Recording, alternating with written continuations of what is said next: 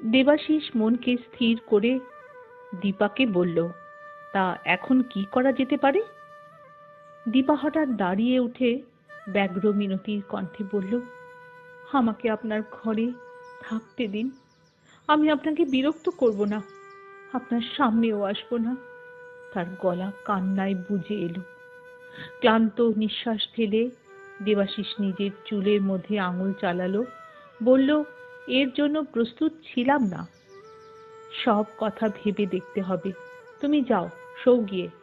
সে ফুল দিয়ে সাজানো শয়ন ঘরের দিকে আঙুল দেখালো। আমি অন্য কোথাও শোবো। দীপা আর দাঁড়ালো না, দ্রুত ঘরে গিয়ে দরজা বন্ধ করে দিল। তার চুলে তখনও ফুলের মালা জড়ানো, গলায় হাতে ফুলের গয়না। সেই অবস্থাতে সে ফুলে ঢাকা বিছানার উপর আছড়ে পড়ে ফুঁপিয়ে কেঁদে উঠল। এত সহজে পরিত্রাণ পাবে সে আশা করেনি। দোতলায় আর একটা শয়নকক্ষ ছিল। দেবাশিসের বাবা যে ঘরে শুতেন, নকুল সে ঘরও পরিষ্কার করে রেখেছিল। খাটের উপর বিছানা পেতে সুজনি ঢাকা দিয়ে রেখেছিল। বিয়ের শুভদিনে বাড়িতে কোথাও সে অপরিচ্ছন্নতা রাখেনি। দেবাশিস দীর্ঘকাল অব্যবহৃত এই ঘরে ঢুকে কিছুক্ষণ খাটের উপর বসে রইল। মাথাটা গরম হয়ে গেছে। সে কক্ষ সংলগ্ন বাথরুমে গিয়ে কল খুলে মাথাটা কলের তলায় ধরল।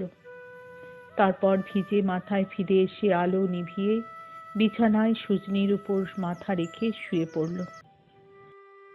রেলগাড়ি প্রচন্ড বেগে ছুটতে ছুটতে হঠাৎ যখন লাইনের বাইরে লাফিয়ে পড়ে তখন কাউকে নোটিশ দেয় না।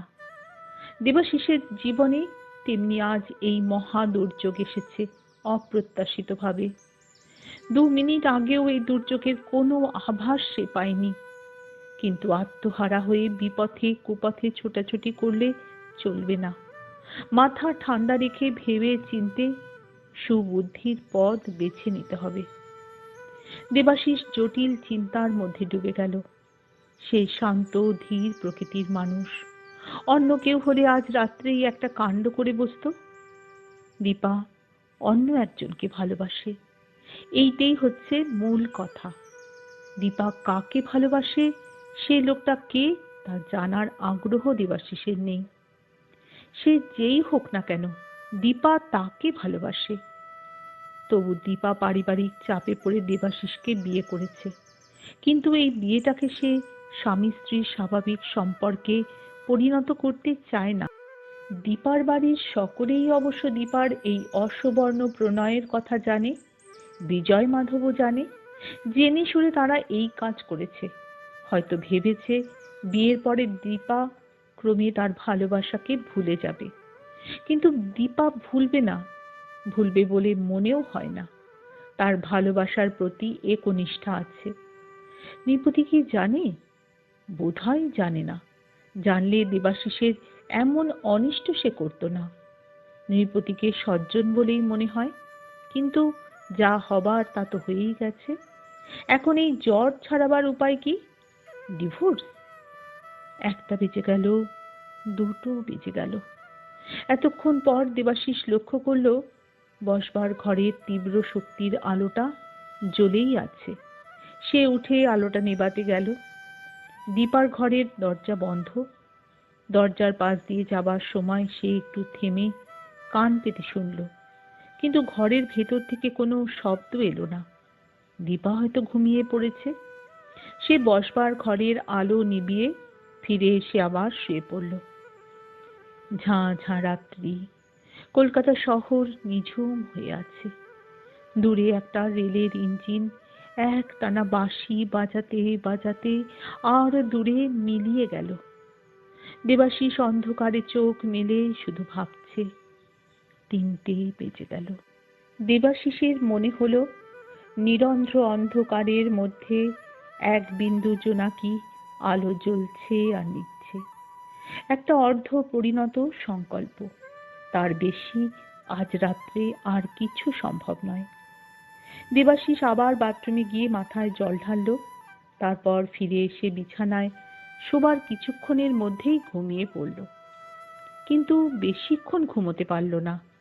শরীরের ক্লান্তি কেটে যাওয়ার পর ভোরের আলো ফুটতে না ফুটতেই তার ঘুম ভেঙে গেল। সে মুখ ধুয়ে নিচে নেমে গেল। নকুল তখনও ওঠেনি। কাল রাত্রের খাটাখাটনির পর আজ বোধহয় একটু বেশি ঘুমিয়ে পড়েছে। দেবাশিস নিঃশব্দে সদর দরজা খুলে খোলা জায়গায় বেরিয়ে এলো। শুকনো বাগানে ফুল নেই, কিন্তু ভোরের বাতাসটি বেশ মিঠে। সে সদর দরজা থেকে ফটক পর্যন্ত পায়চারি করতে লাগলো। একটু একটু করে দিনের আলো ফুটছে, কিন্তু এ রাস্তায় এখনো লোক চলাচল আরম্ভ হয়নি। দেবাশিস পায়চারি করতে করতে একটা সময় ফটকের কাছে এসে দাঁড়ালো। বন্ধ ফটকের উপর কনুই রেখে রাস্তার দিকে তাকিয়ে দেখল বাঁ দিক থেকে একজন লোক হনহন করে আসছে। কাছে এলে সে চিনতে পারল বিজয় মাধব। বিজয় মাধবের সঙ্গে এই কদিনে দেবাশিসের বেশ ঘনিষ্ঠতা হয়েছিল। উপরন্তু সে এখন তার শালক। কিন্তু বিজয়কে আসতে দেখে তার মনটা গরম হয়ে উঠল। তাই বিজয় যখন মুখে হাসি ফুটিয়ে ফটকের উপর এসে দাঁড়ালো, তখন দেবাশিসের মুখে সে হাসির প্রতিবিম্ব পড়ল না। সে গম্ভীর চোখে বিজয়ের পানে চেয়ে রইল। আবার কি জন্য এসেছেন? কর্তব্য কর্ম কি এখনো শেষ হয়নি? বিজয়ের হাসি মিলিয়ে গেল। সে থতমত খেয়ে বলে উঠল, দীপা কিছু বলেছে নাকি? দেবাশিস নীরস কণ্ঠে বলল, সবই বলেছে। সে অন্তত আমায় ঠকায়নি। বিজয় কিছুক্ষণ হতবুদ্ধির মতো চেয়ে থেকে হঠাৎ ফটক খুলে ভেতরে এলো। তারপর দেবাশিসের হাত চেপে ধরে ব্যগ্র মিনতির স্বরে বলল, ভাই দেবাশিস, তুমি আমার দীপার স্বামী, তুমি আমার পরম আত্মীয়, আমার ছোট ভাইয়ের সমান। আমি একটা কথা বলবো, শুনবে? কি বলবেন বলুন। দীপা একেবারে ছেলে মানুষ, তবে 17 পেরিয়ে 18ই পা দিয়েছে। ওর মনে কল্পনা বিলাস ছাড়া আর কিছু নেই। ওইটুকু মেয়ের বুদ্ধি বা কতখানি। তুমি ভাই ওর কথায় কান দিও না। 2-4 দিন ঘর করলেই আগের কথা সব ভুলে যাবে। কম বয়সের একটা খেয়াল বই তো নয়। ওর কথা শুনে তা তো মনে হয় না। মেয়ে মানুষের কথার কি কোনো দাম আছে? ওরা আধুনিক কায়দায় বড় বড় কথা বলে, কিন্তু ভেতরে থক্কি কার? দীপা স্কুলে পড়েছে, স্কুলের মেয়েদের সঙ্গে মিশে পাকামি শিখেছে। ওর মন ভাব প্রবণ, সিনেমা, থিয়েটার, নাচ গানের দিকে টান আছে। যদিও আমরা তাকে কোনোদিন আশকারা দিইনি। আমি জোর গলায় বলছি, আমাদের বংশের মেয়ে কখনো বিপথে কুপথে যাবে না। দেবাশিস শান্ত গলায় বলল, আপনার ভয় নেই। এ নিয়ে আমি ঝোঁকের মাথায় কোনো কেলেঙ্কারি কাণ্ড করব না। যা করবার ভেবে চিন্তে করব।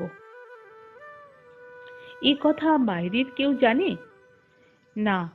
বিজয় আরো কিছু বলতে যাচ্ছিল, এমন সময় বাড়ির দোরের কাছে নকুলকে দেখা গেল। নকুল এগিয়ে এসে বলল, দাদাবাবু, চা তৈরি হয়েছে? বিজয় খাটো গলায় তাড়াতাড়ি বলল, আচ্ছা ভাই, আজ আমি যাই, শিগগির আবার আসবো। বলে সে দ্রুত পদে চলে গেল। দেবাশিস বাড়ির দিকে ফিরে যেতে যেতে বলল, নকুল, তুই আমাদের চা ওপরের ঘরে দিয়ে আয়। নকুল মুচকি হেসে বলল, তাই দিয়েছি দাদাবাবু। দেবাশিস দোতলায় উঠে গেল। দেখল বসবার ঘরে নিচু টেবিলে উপর চায়ের সরঞ্জাম সাজানো রয়েছে, আর দীপা তক্তাপোষের উপর চুপটি করে বসে আছে, কাল রাত্রে যেমন বসেছিল। অবশ্য কাল রাত্রের বাসি জামাকাপড়, ফুলের গয়না আর নেই, তার বদলে পাট ভাঙা শাড়ি ব্লাউজ। দেবাশিস ঘরের মধ্যে ঢুকে চায়ের সরঞ্জামের দিকে দৃষ্টি নামালো। টিপটে চা, 2টি পেয়ালা, গরম দুধ, চিনির কিউব, প্লেটে স্তূপীকৃত টোস্ট, মাখনের পাত্রে মাখন, অন্য পাত্রে মার্মালেড, আর 4টে ডিম সেদ্ধ। নকুল দুজনের জন্য প্রচুর প্রাতরাশ করেছে, একলা দেবাশিসের জন্য এত করে না। দেবাশিস দীপার দিকে চোখ তুলে সহজ গলায় বলল, তুমি চা ঢালবে?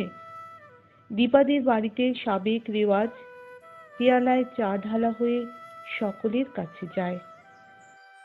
প্রাতরাশ খাওয়ার কোনো বিধিবদ্ধ রীতি নেই। সে একটু ইতস্তত করল। তাই দেখে দেবাশিস বলল, আচ্ছা, আমি চা ঢালছি। দুটি পেয়ালায় চা ঢেলে একটি পেয়ালায় দীপার দিকে এগিয়ে দিয়ে বলল, বসো, তোমার সঙ্গে কথা আছে। চা খেতে খেতে কথা হবে। দীপা সংকুচিতভাবে চেয়ারে বসল।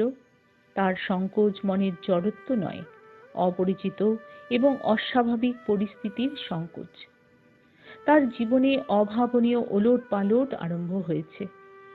দেবাশিস নিজের চায়ে একটি ছোট চুমুক দিয়ে পেয়ালা নামিয়ে রেখে বলল, তোমার দাদা বিজয় মাধব আজ ভোর হতে না হতেই এসেছিল। দীপা চকিত চোখে তুলে আবার চোখ নত করল। দেবাশিস এক টুকরো টোস্টে মাখন লাগাতে লাগাতে বলল, তার কথা শুনে মনে হলো তোমার গুপ্ত কথা বাড়ির সবাই জানে, বাইরের কেউ জানে না। জানে কি? দীপা মাথার মধ্যে একটি ঝাঁকুনি দিয়ে বলল, না না। আর কোনো কথা শুকনো গলা দিয়ে বেরোল না। দেবাশিস বলল, তার যাই হোক, সব কথা বিবেচনা করা দরকার। একটা ব্যাপার ঘটেছে, আমার জীবনে হঠাৎ একটা বেয়ারা সমস্যা এসে হাজির হয়েছে। যথাসাধ্য কেলেঙ্কারি বাঁচিয়ে তার নিষ্পত্তি করতে হবে। আমার কথা বুঝতে পারছো? দীপা ঘাড় নাড়ল, অস্ফুটে স্বরে বলল, পারছি। সে কিন্তু দেবাশিসের ধরন ধারণ কিছুই বুঝতে পারছে না। এরকম অবস্থায় মানুষ কি এমনিভাবে কথা বলে? দেবাশিস টোস্টে কামড় দিয়ে বলল, তোমার চা ঠান্ডা হয়ে যাচ্ছে। দীপা তাড়াতাড়ি চায়ের পেয়ালা হাতে তুলে নিল, কিন্তু হাতের পেয়ালা হাতেই রইল, ঠোঁট পর্যন্ত পৌঁছালো না। দেবাশিস শান্তভাবে বলল, সমস্যার সোজাসুজি নিষ্পত্তি আছে, ডিভোর্স। দীপার হাতের পেয়ালা কেঁপে উঠল, আর একটু হলেই পড়ে যেত। সে সামনে নিয়ে রুদ্ধস্বরে বলল, না। দেবাশিস ভুরু তুলে বলল, না কেন? তোমার বাড়ির লোক ভালোবাসার পাত্রের সঙ্গে তোমার বিয়ে না দিয়ে অন্যায় করেছেন। সেই অন্যায়ের সংশোধন করা উচিত। দীপা নত চোখে বলল, আমার দাদু, তিনি তাহলে বাঁচবেন না। দেবাশিস কিছুক্ষণ কথা কইলেন না। কতটা যেন অন্যমনস্ক ভাবে দীপার পানে চেয়ে রইল। তারপর নিজের ঈষদুষ্ণ পেয়ালাটা তুলে নিয়ে এক চুমুকে নিঃশেষ করে রেখে দিল। উদয় মাধবকে দেবাশিস দেখেছে, বৃদ্ধের চারিত্রিক প্রবলতা অনুভব করেছে। নাতনি ডিভোর্স করতে গিয়েছে শুনলে তিনি হয়তো আত্মহত্যা করবেন না, কিন্তু নাতনিকে খুন করতে পারেন। ডিভোর্স যদি সম্ভব না হয়, তাহলে দ্বিতীয় উপায় হচ্ছে তুমি বাপের বাড়ি ফিরে যাও, সেখানে যেমন ইচ্ছে তেমন থাকো। না, ওরা আবার আমায় ফেরত পাঠিয়ে দেবে, মাঝ থেকে জানাজানি হবে। তাহলে তৃতীয় পন্থা হচ্ছে এখানেই থাকো, আলাদাভাবেই থাকতে হবে। আমি তোমার কাছে যাব না, কিন্তু আমারও তো লোক লজ্জা আছে, বাইরের লোকের কাছে ভণ্ডামি করতে হবে। তুমি পারবে? দীপা ঘাড় নেড়ে জানালো, সে পারবে। দেবাশিস আবার বলল, বাড়ির চাকর, বাইরের লোক, তাদের সামনেও ধোঁকার টাটি খাড়া রাখতে হবে। দীপা আবার ঘাড় নেড়ে সায় দিল। দেবাশিস নিঃশ্বাস ফেলে উঠে দাঁড়ালো, বলল, বেশ, কিন্তু এইভাবে কতদিন চলবে? দীপা চুপ করে রইল। এই প্রশ্নের উত্তর সে নিজেই জানে না। দেবাশিস আস্তে আস্তে ঘর ছেড়ে চলে গেল। স্ত্রী জাতি সম্বন্ধে তার অভিজ্ঞতা খুবই অল্প, কিন্তু তার মনে হলো এরা বড় স্বার্থপর, নিজের স্বার্থই বোঝে, আর কারুর কথা ভাবে না। কাল দেবাশিস ভেবেছিল এখন 2-3 দিন সে ফ্যাক্টরিতে যাবে না, সারা দিন বাড়িতে থেকে বইয়ের সঙ্গে ভাব করবে, কিন্তু সব ভুলটুল হয়ে গেল। সে খানিকক্ষণ বিমনা ভাবে ঘুরে বেড়ালো। কাল রাত্রে যে বিছানায় শুয়েছিল সেটা ঝেড়ে ঝুড়ে ঠিক করে রাখলো। নকুল না সন্দেহ করে যে তারা আলাদা শুয়েছে। তারপর রান্নাঘরে গিয়ে বলল, নকুল, আমার খাবার তৈরি করো, আমি 9টার সময় ফ্যাক্টরিতে যাব। স্নান করতে গিয়ে দেবাশিসের একটা কথা মনে হলো। সে দেখলো দীপা তখনও বসার ঘরে আড়ষ্ট হয়ে বসে আছে। সে তার কাছে গিয়ে বলল, নকুলের চোখে যদি ধুলো দিতে হয় তাহলে তোমার ঘরের লাগোয়া বাথরুমে আমাকে স্নান করতে হবে। অন্য বাথরুমে আমার ভিজে জামা কাপড় দেখলে নকুলের মনে সন্দেহ হবে। আমি তোমার বাথরুমে স্নান করতে পারি?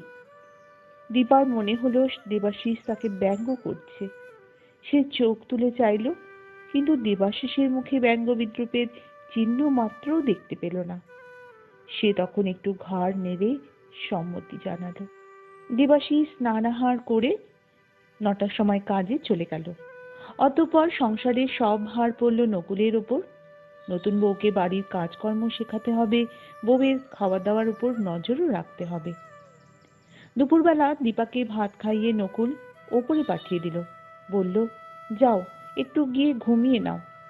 কিন্তু দীপার দিনের বেলা ঘুমানোর অভ্যাস নেই। সে ঘুরে ঘুরে ওপরতলাটা দেখতে লাগলো। এই ঘরেই কাল রাত্রে দেবাশিস শুয়েছিল। নকুল যেন জানতে না পারে। সে ওপরে আসার আগেই রোজ তাকে বিছানা ঝেড়ে ঠিকঠাক করে রাখতে হবে। বাড়ির পাশের ব্যালকনি থেকে বাগানটা দেখা যায়। বাগানের কোনো ছিরি নেই, যেন গতকাল কেউ বাগানের দিকে তাকায়নি। দীপার আবার বাগানের খুব শখ। সে ঘুরে ফিরে দেখতে লাগলো। তারপর বসার ঘরে এলো। রেডিওগ্রামের উপর নজর পড়ল। দীপা রেডিও শুনতে ভালোবাসে। বাপের বাড়িতে তার একটা ট্রানজিস্টর ছিল। সে বিছানায় শুয়ে শুয়ে গান শুনত। দীপা রেডিওগ্রামটির কপাট সরিয়ে কলকবজা নাড়াচাড়া করতে করতেই হঠাৎ গানের সুর বেজে উঠল। দুপুরবেলায় শান্ত তরাহীন প্রোগ্রাম। সে রেডিওর পাশে একটা গদি মোড়া আরাম চেয়ারে বসে শুনতে লাগলো। কাল রাত্রে দীপা অল্পই ঘুমিয়েছে। যেটুকু ঘুমিয়েছে তাও যেন আড়ষ্ট হয়ে। এখন রেডিওর মৃদু গুঞ্জন শুনতে শুনতে তার চোখ বুজে এলো। হঠাৎ তার চমক ভাঙল টেলিফোনের শব্দে। সে চোখ মেলে দেখল ঘরের কোণে ছোট্ট টেবিলের উপর টেলিফোন বাজছে। দীপা রেডিও বন্ধ করে দিল। নিশ্চয়ই দেবাশিসের টেলিফোন। একটু ইতস্তত করে উঠে গিয়ে টেলিফোন তুলে নিল। হ্যালো। অপর প্রান্ত থেকে কার আওয়াজ এলো? দেবাশিসের নাকি অন্য কারো? জানতে হলে বন্ধুরা আমার আগামীকালের সজারুর কাঁটা গল্পের 6ষ্ঠ পর্ব শুনতে হবে। ততক্ষণ তোমরা শুনতে থাকো আমার এই আজকের সজারুর কাঁটা গল্পের 4র্থ পর্ব। আমার সঙ্গে এতক্ষণ থেকে গল্প শোনার জন্য তোমাদের সকলকে অসংখ্য অসংখ্য ধন্যবাদ আর অনেক অনেক ভালোবাসা।